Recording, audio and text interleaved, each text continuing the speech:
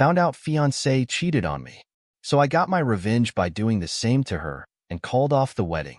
I'm 27 male, engaged in my long-term girlfriend Fiona, 26 female. We've been dating for over 3.5 years now and have been living together for over 2 years.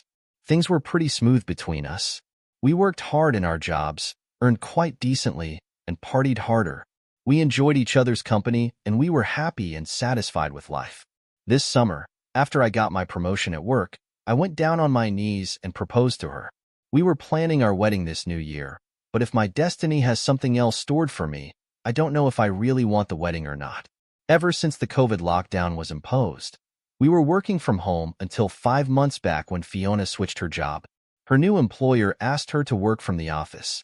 It didn't come as a surprise to us because since everything has bounced back to normal, so has the work culture. Soon after she started going to the office, I realized she was gradually changing. Initially, I thought it was just me overthinking her absence. Until then, I was so used to having her with me in the house all the time. We ate together, partied together, and went out for jogs and walks together. We did almost everything together. Then suddenly, she was away from me for more than 10 hours a day. It was natural for me to miss her. On top of that, I was working from home. Had I been going to the office, things would have been better. I somehow made peace with this, that she has to go to work and that she is not doing anything wrong. It's not her fault at all. I'll admit, I was in a hole for some time, but then I accepted that I was being overdramatic and got normal with the situation. While I was still struggling to make peace with her absence from the house for half the time, she started coming late from work. The worst part was she didn't inform me that she would be late. I kept waiting for her for the dinner. When she came, she said she was so hungry that she grabbed a sandwich from the office cafe, and now she was too full to have dinner. She put her hectic work for her late coming. She didn't lie about it, though. Her work was actually hectic. I saw her busy in the office calls until midnight. Her work became so hectic that she stopped doing any household chores except for some cleaning work on Saturdays. For the 10 to 11 hours of the day, she was at the office. And for the remaining hours in the evening, she was still busy doing office work. I couldn't say anything because a year ago, I too was battling a difficult work schedule and she supported me through it. So I fully supported her, did all the household chores and cooked for us. Fiona and I have always been very transparent with each other. We shared everything with others, even our wildest fantasies, which usually people don't share with their partners. We never judged each other. She always came home with a new set of stories that happened at her workplace. And it made me miss my pre-COVID office space so much. I'm extrovert and love hanging out with people. Initially, it was so difficult for me to work from home, but then Fiona shifted with me and I never felt lonely again. Now, when she was going to work and I was not, I was feeling bad about it. To be honest, sometimes I did feel jealous that she was going to the office, meeting new people and enjoying it with them, whereas I was just stuck at home. Many a time I wanted to switch to a company where I could work from the office. But my company was paying me 1.5 times more than any company would pay my skill set and experience. Besides, I was, and still am working for one of the most reputed companies in the Bay Area. It was meaningless and stupid to leave such a good workplace just to get rid of lone lives at home. One day, Fiona came home from work and enthusiastically said that everyone in her workplace was surprised to know that she was about to get married. They said she was getting in too fast and that she should explore more. I asked her if she felt the same, to which she said no. She was happy to take our relationship forward. But somewhere, I felt she was getting influenced by her coworkers and probably regretted getting married early. It wasn't that early, though, but they flattered her that she looked way younger than her age. I won't lie that I didn't get annoyed by her constant nagging about how her coworkers said she was so young and how her teammates said that she was getting hitched too early. Even if I hated this, I still put up a brave face, heard it with enthusiasm, and laughed with her. I just to be a temporary thing because let's admit it, work friendship fizzles out once you leave the company. Fiona was a job hopper. She switched jobs over 2 years. So I didn't take her work friendship to be a big deal. She soon started going out with her colleagues. I know it is pretty much normal for colleagues to go out, but for some reason I didn't feel right about it. I'll tell you the reason. Prior to this office, whenever she used to go out for exclusive parties, she used to tag me along. The same was true for me. I used to take her with me to most of the parties I went to with my colleagues and friends. But with this office, she never invited me with her new colleagues. The weird part about going out with her colleagues was that she never told me prior. I kept waiting for her for the entire evening on Fridays. She would then leave a text during dinner time that she was going out with colleagues. The first time it happened, she came before midnight. And when I complained that she should have informed me prior, I could have also made some plans with my friends. She fought back, saying it was a last-minute plan. She wasn't defensive, though, and said she would take care of it next time. She also dropped a truth bomb that all the other colleagues ditched at the last moment. And she ended up going alone with one of her male colleagues. I didn't react to it. She told me that she just wanted to be transparent with me. Hence, she wanted me to know everything. I didn't make a big deal out of it because she too never raised any suspicions when I went out with my female friends. We were very secure about each other, actually. The next instance, she didn't inform me prior. I also went out with my friends, but I was home by midnight. After coming back, when I called her, she said she was leaving it then, after midnight. But she arrived home at 2 a.m. The bar she went to was hardly 20 minutes away from our place.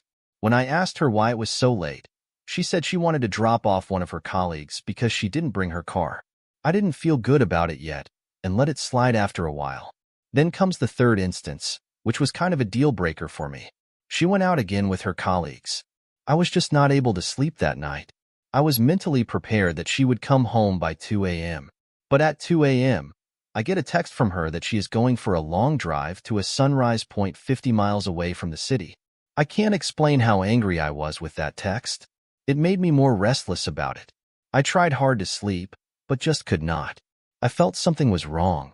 At 5 a.m. in the morning, I got a text again that her phone had discharged and might be dead soon. People who go for a sunrise to that place are usually back by 9 or 10 a.m. in the morning.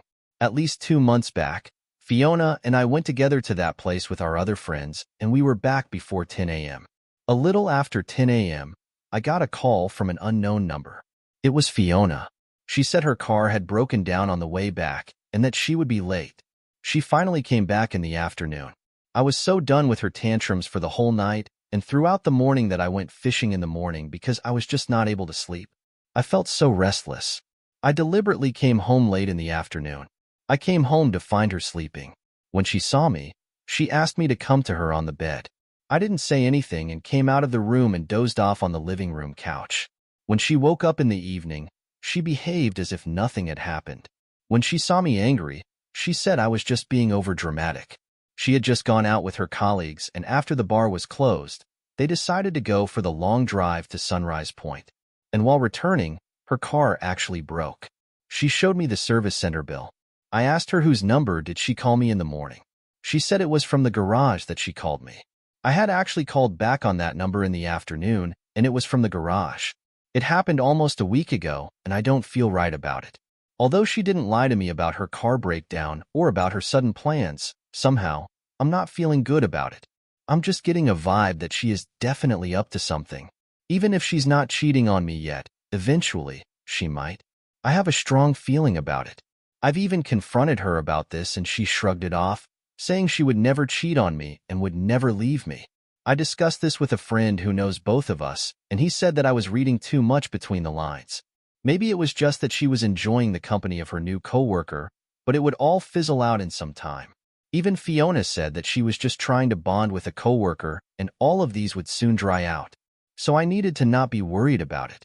My friend even said that I was getting insecure in the relationship and that I was too emotionally dependent on Fiona.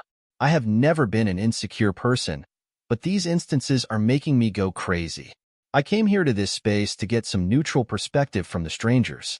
Apologies if the post got too long, but I added the details so that people get a complete perspective of my situation. Are these red flags? Or have I just been jealous that she is enjoying her life while I'm just stuck at home waiting for her? One thing I definitely realized is that I made my life centered around her, which I have to fix. I need to own my happiness. Anyone experienced in similar situations would love to get some advice. Thanks. Update 1. I know my post did not garner a lot of attention, but people who showed concern and gave me some valuable advice. Here's an update. For people to do this thread, it is about my long-term girlfriend cheating on me. And since then, I have stopped thinking about having any future with her. We were supposed to get married this new year. So, as I mentioned, I wasn't feeling very good about Fiona loitering the whole night with her colleagues. The more I got frustrated with her new profound hobby, the more she started going out. All the instances I wrote about, and my last all happened in a span of 1 month. So, you get how frequent was her night out trips. The worst part was when I objected to it. She called me jealous. She advised me to join a company where I could work from the office. She also pacified me, saying she would never leave me. And even if she got distracted, she would come back to me. I asked her if she had already cheated. She said no. I made it clear that cheating was a deal breaker for me. She assured me that she didn't cheat, but also hinted that we both should enjoy our life without thinking too much, and that our relationship is long-term and nothing would come in between. She gave me such a mixed signal when she said her night outs were just temporary distractions. Of late, she was being too protective of her phone. We never used to check each other's phones, so sneaking into her phone was the last thing that came to my mind. I knew her. She was smart. Even if she did anything, she would not leave any evidence on her phone. Despite that, I checked her phone one day when she was in the shower. Although there was no evidence that she was cheating on me, I somehow felt she did cross her line with the way she chatted with her male colleagues. By then, I was adamant about putting an end to the relationship because her gaslighting was draining me. She never admitted her mistake and labeled me as insecure and jealous. Our problem was that she was not giving any time to our relationship. Instead, she was busy partying with her colleagues. The ideal solution to fix this would be to give quality time to our relationship, but she chose to advise me to keep myself busy with my friends so that I don't miss her enough. This continued for a while until I put my foot down. I realized that even if she was not cheating on me, we were just not on the same page. Hence, marriage should be off our radar. I also dropped the responsibility of carrying the burden of the relationship alone and started going out more without her. She did feel bad, but she didn't say anything because she had been doing the same with me.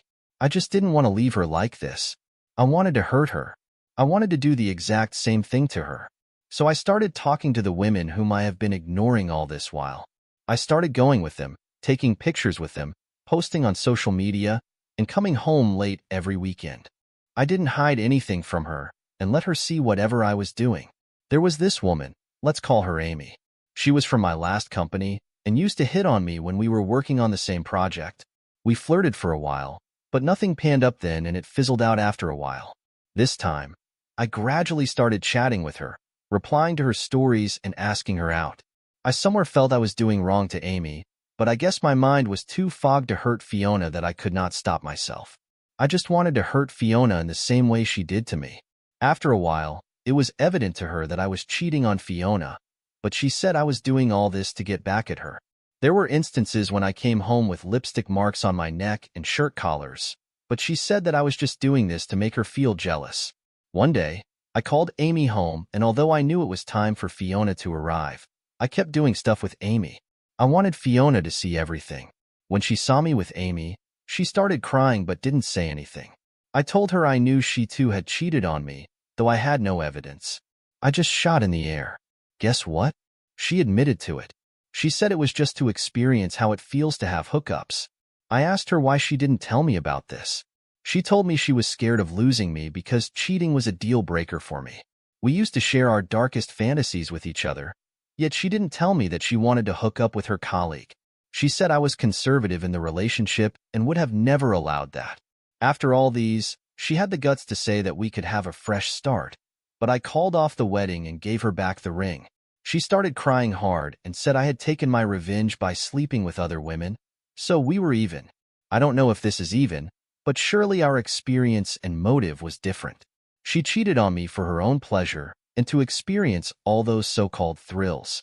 I cheated on her just to take my revenge. I know it may seem unbelievable, but I didn't enjoy any of the moments I had with any woman.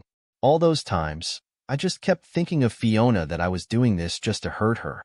Even on the day when Fiona walked into Amy. The entire time, I was thinking of various ways Fiona would react to seeing us. I know it might sound pathetic, but that is what it is. I don't know if it was love or hatred that wanted to hurt her so badly. After the confrontation, I asked her to move out because the lease agreement was in my name. I would have left if it was rented or not leased. She pleaded with me for a fresh start, but I was done with her. While leaving, she said she would wait for me to cool off. I told her not to because I would not change my mind. It's just been a week. I won't lie. I'm feeling terrible without her, but I'm never going to have her back in my life. I'm planning for a staycation to clear my head of this. Also, I'm planning to vacate this house because it has just too many memories of her. I won't be able to move on if I stay in this house. We'll update if anything develops. Update 2. Thanks for all the support in my last thread. It kind of got lots of attention. I wanted to provide a small update on my life. I called off my wedding on the day of the confrontation and gave back the ring to Fiona. She didn't give hers. She said she would wait for me to cool down. We were in the middle of preparing for our wedding when it all happened. We were in fact talking with the wedding planner and visiting the venue as well. When I canceled the contract with the wedding planner, Fiona called me and cried. She said she had forgiven me for my cheating and I should also forgive her. I told her I didn't want to start a married life on the basis of cheating. She said I can take a break from her for a while and then get back together. I said I surely need a break, but I'm not sure if I'll come back to her. She started crying and saying, sorry. She said that everyone knew about the wedding and now I'm canceling it. Then what would she tell her parents? I told her to tell the truth. She asked me if she could come home to meet me. I said I was busy. After that, she messaged me a few times asking me if she could come over. I told her I was with Amy, and she stopped asking me again. I wasn't lying. I continued to see Amy after my breakup with Fiona. Amy wasn't looking for a serious relationship, and neither was I. We both are just having a good time together. That's it. I'm traveling to Alaska for a month-long staycation. I hope that will help me move on with my past. I still think of my good days with Fiona and wonder where it went wrong. I don't know whose fault it was. Some of my friends said I could have saved the relationship by giving her a chance. I'm not being arrogant, but what was the point of having that relationship where I feel suffocated every day? Even prior to her cheating, she was gaslighting the situation at home. She ignored our problems and never tried to fix them. Any relationship takes two people to sustain, but in my case, I felt I was just running it alone for the last many months. Thank God I spotted the red flags just at the right time before it was too late. I hope I come out of this stronger. Probably I'll make the next update on my Alaska trip. Thanks for being there for me.